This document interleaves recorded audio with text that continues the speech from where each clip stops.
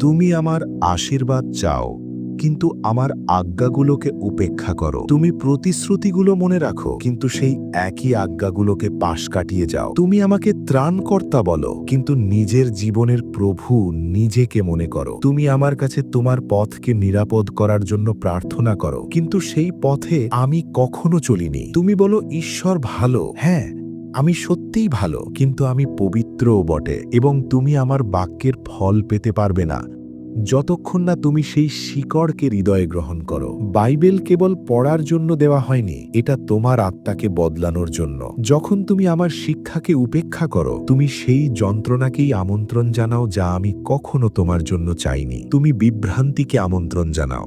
সেই শৃঙ্খলগুলো আবার পড়ো, যেগুলো আমি ছিঁড়ে ফেলার জন্য আমার প্রাণ দিয়েছি। আমি তোমাকে বাক্য দিয়েছি যাতে তা তোমাকে রক্ষা করে, নিয়ন্ত্রণ নয়, যাতে তা তোমাকে মুক্ত করে, বেঁধে না ফেলে। যদি শান্তি চাও, তবে আমার সত্যে চলো।